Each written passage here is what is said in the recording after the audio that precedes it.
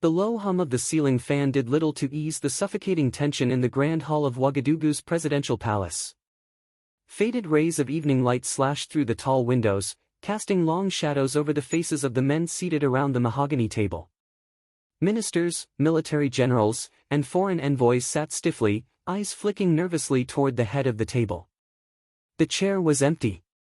They had been waiting for over 40 minutes. The clock's second hand ticked on with cruel indifference. Every tick seemed to tighten the collective noose of anxiety. At last, the heavy oak doors creaked open. Ibrahim Traoré stepped into the room, his gait slow but purposeful, his uniform immaculate save for the thin layer of desert dust that still clung to his boots. His sharp eyes scanned the room, and conversations died mid-sentence. The president of Burkina Faso had arrived. But this was not an ordinary meeting. Traoré moved past the guards and sat at the head of the table, saying nothing. His expression was unreadable. His commanders stiffened. His ministers shifted uneasily in their seats. The foreign envoys from France and the United States glanced at each other with quiet alarm.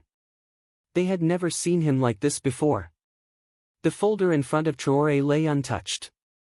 The room was waiting, bated breath hanging in the stale air. Finally, he spoke. "Do you know what today is?" His voice, deep and calm, cut through the silence like a blade. The ministers exchanged glances. No one answered. "Today," Traoré continued, leaning back slightly, "I received confirmation that one of you has betrayed this nation." The temperature in the room seemed to plummet. A faint tapping sound followed. It took a moment before the stunned assembly realized it was Traoré loosening the laces of his military boots. In one deliberate motion, he removed them, placing them side by side on the polished floor. Then he pulled off his socks. The act was so out of place, so quietly defiant, that the room froze in disbelief. "I remove my shoes out of respect for this land. I stand barefoot on the soil of my ancestors." His gaze swept the table, voice calm but heavy with accusation. "But also, so I may feel the footsteps of the enemy as they approach." The symbolism was unmistakable. In many African cultures, removing one's shoes meant truth, humility, but also confrontation with purity. And everyone in that room understood the other message: no armor, no barriers, no lies. The generals straightened nervously. "Someone at this table leaked the coordinates of our Special Operations Unit in the northern border region last night," Traoré said. 22 of our men are now dead. Ambushed. Executed." A collective gasp rippled through the room. The French envoy shifted in his chair, his face pale. "My men are dead because a traitor sat here and smiled in my face." Traoré's words were no longer calm, they vibrated with controlled fury. "You know who you are. And I will know, too." A long, suffocating pause followed. No one dared to speak. The ticking clock sounded like cannon fire. Then, quietly, Traoré's eyes rested on General Soumaïla Soro. The older man was once one of Traoré's closest allies. Now he sat stiffly, jaw clenched, beads of sweat forming along his temple. "General Soro," Traoré said softly, "you insisted that convoy take the western route. Against advice. Against standard protocol." Soro opened his mouth, but Traoré raised a single hand. "I'm not asking for your excuses." The weight of the accusation hung in the air like a guillotine. Soro's throat worked as he tried to swallow the lump forming there. "You all have tonight to consider your loyalty," Traoré continued, slowly standing. "At dawn, we will meet again. The betrayer will step forward. Or I will personally drag him into the light." The words echoed long after he left the room, barefoot footsteps fading down the marble corridor. No one spoke again. The black of night swallowed Ouagadougou in an eerie stillness. The capital's usual chaos, the taxis, the music, the street vendors, had vanished as if the city itself held its breath. Inside the presidential palace, Ibrahim Traoré stood alone in the war room. A wall of flickering screens cast cold light onto his sharp, unsmiling features. Satellite feeds. Troop movements. Communications intercepts. None gave him what he truly needed, a name. The door creaked open. Colonel Issa Diabate entered, tall, lean, and loyal to the core. His face was grim as he saluted. "Mr. President, the foreign embassies have requested urgent audiences. France. America. ECOWAS. They want answers. They'll wait." Issa nodded but hesitated. "There's more. Our internal surveillance, we traced a highly encrypted call. From inside the palace. It was routed through 5 relays, but our cyber team traced the origin." Traoré turned, eyes hard. "Where?" Issa inhaled sharply. "General Soros' quarters." The words felt like a gunshot. Traoré's shoulders tightened. He had suspected, but hearing confirmation struck differently. Soro, the man he once called brother-in-arms. The man who stood beside him in the streets when they overthrew the corrupt regime. Betrayal from afar is treachery. Betrayal from within is a wound that never closes. "Bring him to me," Traoré said coldly. Issa hesitated again. "Sir, respectfully, you gave your word. The betrayer must come forward of his own will at dawn." Traoré's fists clenched at his sides. The soldier in him wanted to act. The leader in him knew he could not. A single misstep would undo the fragile trust binding the military and people. "You're right." His voice was low but resolute. "I will give him till dawn. But I want eyes on him. If he so much as breathes wrong, I want to know." Issa nodded and left, tension radiating from his posture. Traoré turned back to the dark glass windows overlooking the silent city. The streets lay empty, except for the flicker of distant torchlights from civilian patrols. Since the coup, Burkina Faso had become a land where no one slept peacefully. A faint knock interrupted his thoughts. It was Mariam, his chief of staff. Younger than most of the hardened soldiers, yet sharp as a blade and trusted like family. Her face held both urgency and sorrow. "Mr. President, there's something else." She lowered her voice. "We have a second transmission." Short. Less than 2 seconds. "It originated from within your personal security detail." Traoré froze. That wasn't just betrayal. That was an assassination plot. "Who?" "We don't know yet. The signal terminated before our trace could complete." The world shifted under Traoré's feet. Betrayal outside, betrayal inside. 2 serpents in the same den, waiting for him to step wrong. His voice was steel. "Lock down the palace. No one enters. No one leaves. Quietly. We flush them out at dawn."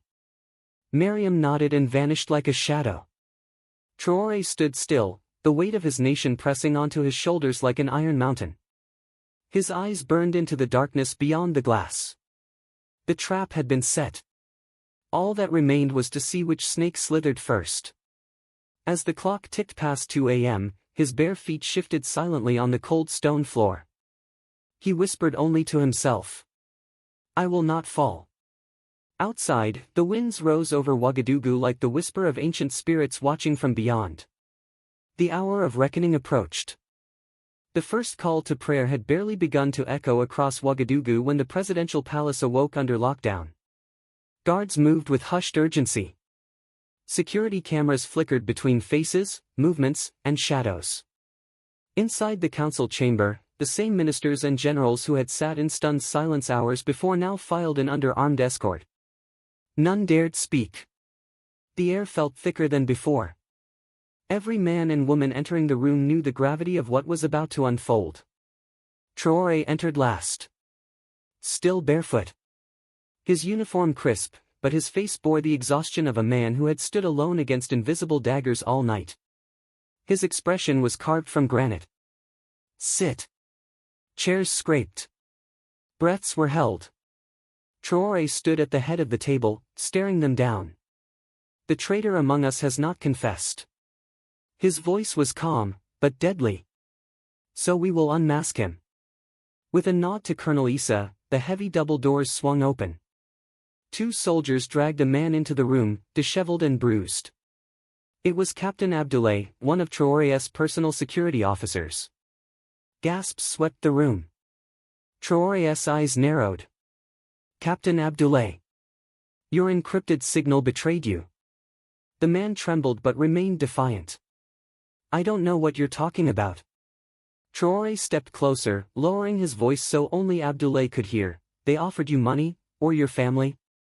Abdoulaye's resolve cracked. His eyes darted to the windows, the floor, anywhere but the president. Finally, a whisper, they threatened my sister.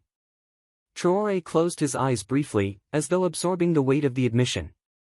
Who? Silence. Abdoulaye shook his head, terrified. The French? Traoré pressed. ECOWAS? General Soro?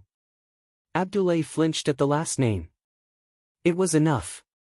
Traoré nodded slightly to Issa. Take him to safe custody. Ensure his family is protected. He was only a pawn. The soldiers dragged the captain away. The doors boomed shut again. Now the entire table stared at General Soro. The old man met Traoré's gaze with a cold, rehearsed calm.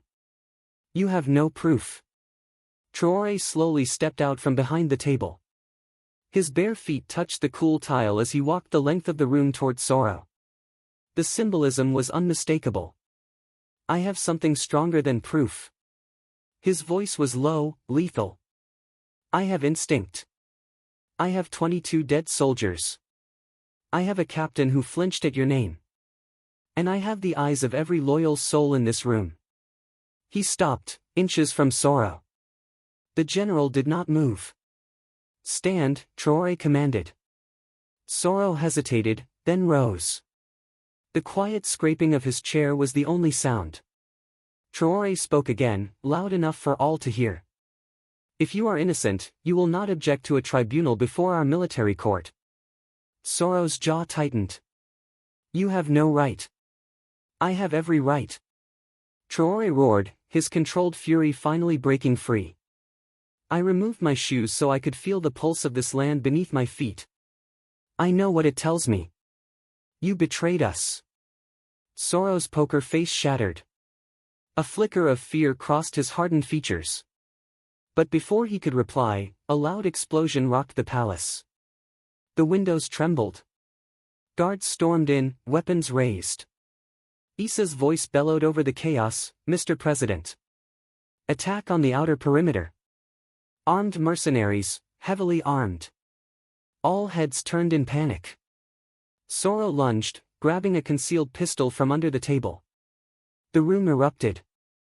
Traoré spun, eyes blazing. Instinct and years of combat reflex snapped into motion.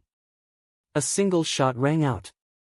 Soro staggered, eyes wide in disbelief, blood spreading across his chest. He crumpled to the ground. Issa lowered his smoking pistol, breathing heavily. Traoré stood over Soro's fallen body, staring down grimly. The serpent has struck, and been struck down. The alarms continued to wail. Mercenaries were inside the grounds. Traoré looked up, voice ice cold. Seal the palace. We are under siege. Gunfire cracked through the early dawn like angry thunder. From the high walls of the presidential palace, loyal soldiers exchanged desperate volleys with dark silhouettes scaling the walls and bursting through the gates. Inside, the council chamber was chaos. The ministers huddled in terror. Some wept. Others prayed. Ibrahim Traoré remained calm, standing barefoot as the earth itself seemed to shake around him.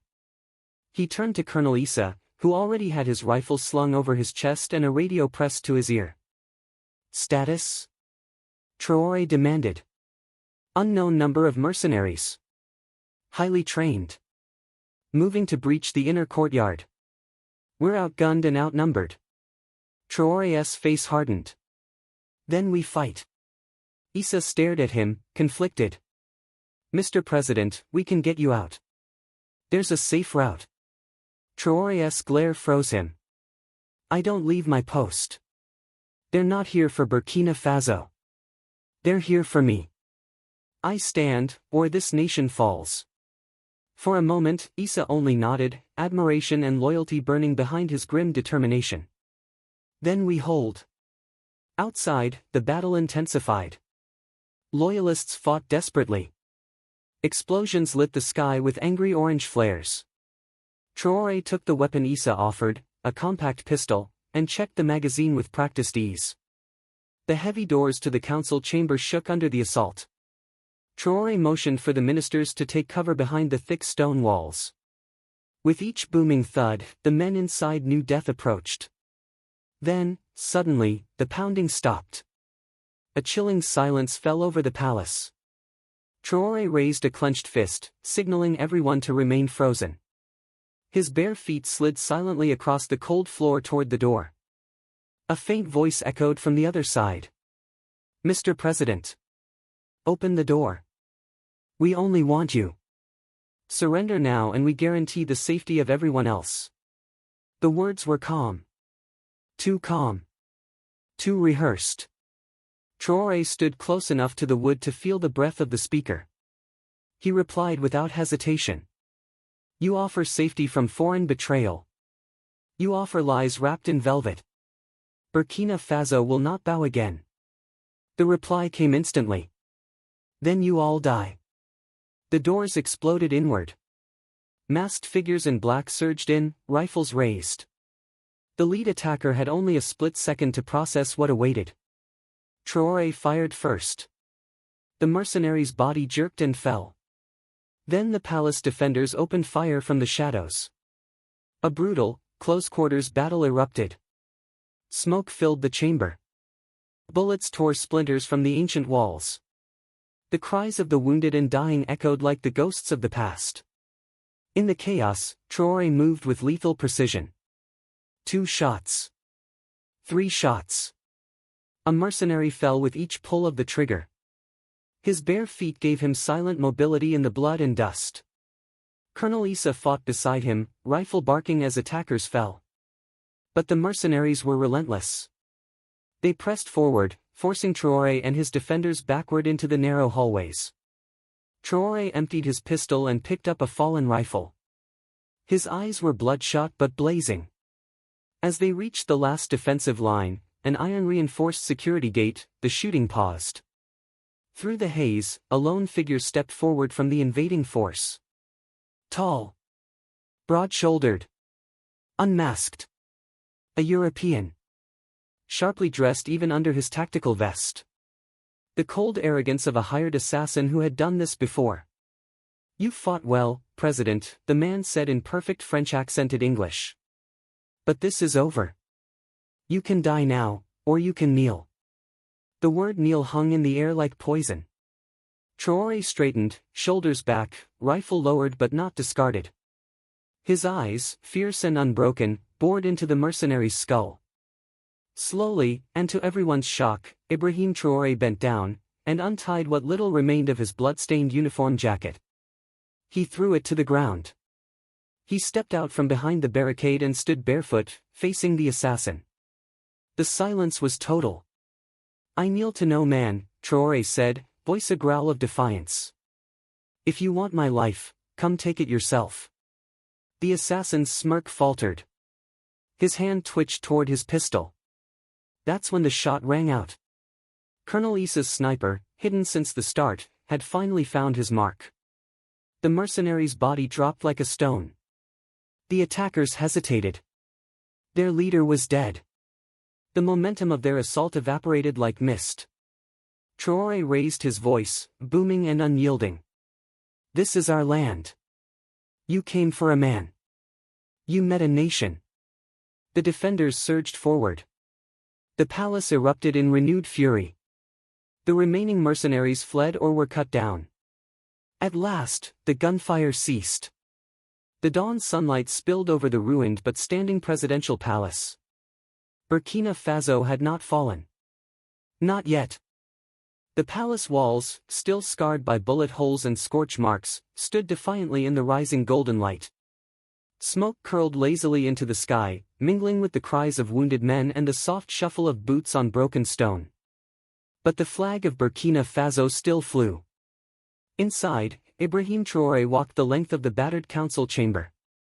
His bare feet left faint prints of blood and dust on the cold tile. He passed the bodies of fallen mercenaries and loyal defenders alike, pausing only to lay a hand on the shoulder of a dying soldier. The young man struggled to speak. "You held, son," Traoré whispered.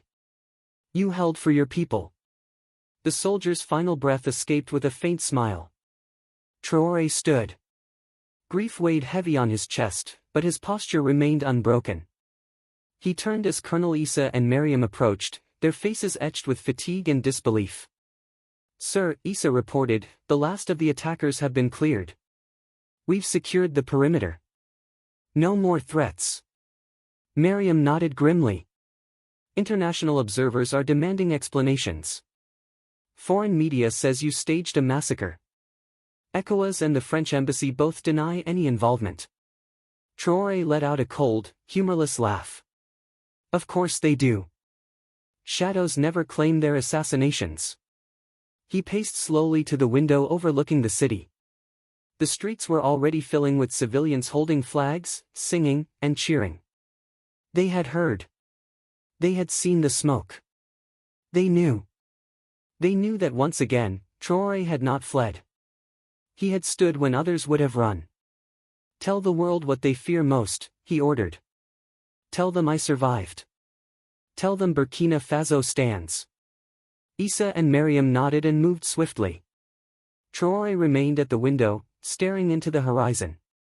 The adrenaline drained from his veins, leaving the crushing knowledge of what had just been narrowly avoided. The betrayal of sorrow. The assassin's bullet that missed. The invasion bought and paid for by foreign powers terrified of a Burkina Faso they could not control. His gaze shifted downward to his feet. The soles were bruised, cut, raw from the debris and glass. And yet they stood firm. A soft voice interrupted his thoughts. It was Mariam, returning with a satellite phone. "Sir, an urgent call. From a senior diplomat in Paris. They want to speak directly with you."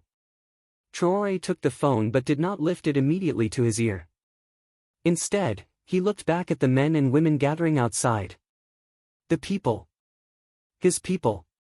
He pressed the phone against the glass. "They can wait." He turned and walked barefoot through the ruined chamber toward the courtyard. The double doors opened, and the roar of the crowd thundered across the walls. Thousands had gathered. Men, women, children. Farmers and students. Soldiers and elders. They all waited in silence for him to speak. Traoré stepped forward and raised his bare, battered foot onto the stone steps. The crowd gasped. They understood. It was more than survival. It was a message. A declaration. He spoke without a microphone, yet his voice carried like a drumbeat rolling across the land. "They came for me in the night. They came with guns and gold. They came to take our future." The crowd fell utterly silent. "I met them not with armor, nor with fear, but barefoot on this sacred soil. Because this land does not belong to the corrupt, the invader, or the coward." His voice grew harder, each word striking like a hammer. "It belongs to those who will stand. To those who will die on their feet before kneeling." The cheers erupted, tidal and deafening. Flags waved wildly as tears streamed down weathered faces. Colonel Issa stood at the top of the steps behind him and whispered, "You've won their hearts again, Ibrahim." Traoré stared at the horizon, the same haunted steel still present in his eyes. "For now, Issa." His voice was low. "For now." He knew. The battle was over, but the war had only just begun. There would be more snakes, more foreign hands reaching to strangle the fragile hope of a nation trying to rise. But Ibrahim Traoré had made his statement to the world. The president who had removed his shoes in a room of cowards had done it again, this time, for his people. And nobody dared speak against him. Not now. Not ever.